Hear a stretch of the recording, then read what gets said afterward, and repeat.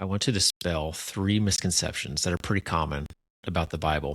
And they're probably things that you see in TV shows, have heard stories about, and through time, like the game of telephone, exaggerate or hear wrong, and it just forms this mental image in your head. And it's actually a wrong belief about something that actually happened in the Bible or something that might happen. First thing is when we picture hell, we picture Satan ruling hell with his pitchfork and his tail and red body.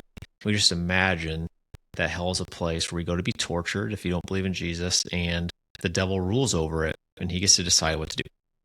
That's wrong. The devil is part of the punished.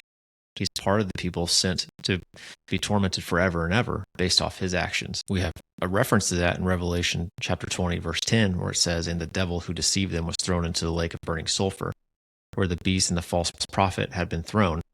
They will be tormented day and night forever and ever." So they are punished as well.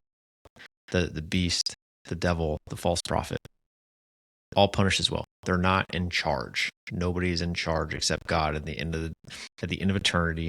Whenever we get to the new earth and all those things, God's the only one in charge. The devil doesn't have dominion anywhere. Second thing, if you believe in the Bible, you can't believe dinosaurs existed. And I think part of that stems from old earth versus new earth. Old earth believes that the earth has been around for millions and millions of years. New earth is to believe that the earth has been around for 5,785 rough estimate years based off the Jewish calendar.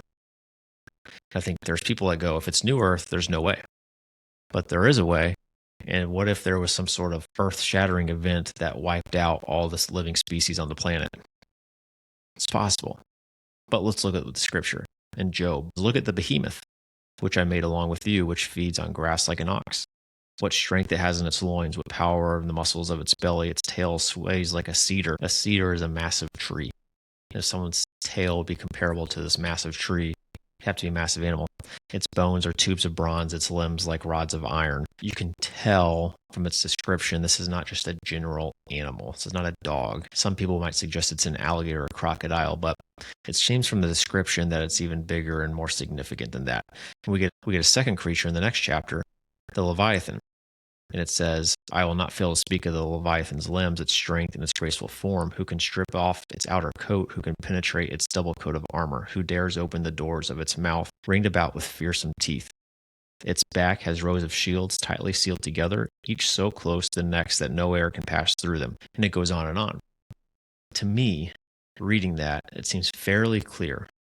It seems fairly clear to me that this is a dinosaur. Again, some people compare it to the behemoth and go, it's probably a crocodile or something, or some sort of prehistoric crocodile that was massive. The body of armor, the double coat of armor, the fearsome teeth, the back have rows of shields sealed tightly together. That seems to me like dinosaurs. And it does appear that would make sense if it's pre-flood, in which Job, was written sometime in the beginning of Genesis. That's where the timeline of Job falls. It's not actually in order of the Old Testament. So it's plausible. The third common misconception is Jonah. People assume that Jonah ran away from Nineveh because he was scared. That's the common trope that we hear in the kids' Bible stories and in the kids' movies and Veggie Tales, is Jonah was scared. And we get told the stories of the fearful prophet. That's wrong. In Jonah chapter 4, "But to Jonah this seemed very wrong, and he became very angry that God was going to save the Ninevites. He prayed to the Lord, 'Isn't this what I said, Lord, when I was still at home? This is what I tried to foresee by fleeing to Tarshish.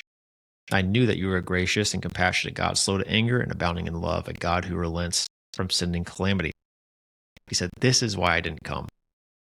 Not because I was scared, because I'm bitter. Because I don't want these people saved. They suck. I don't want them saved. They don't deserve it.' So Jonah was not a fearful prophet. He was a bitter prophet. So those are three common misconceptions that I think are discussed throughout Bible studies and Sunday schools, and we just assume, but I wanted to clear up for you here. So hopefully you like it, and check out more content on www.v3content.org.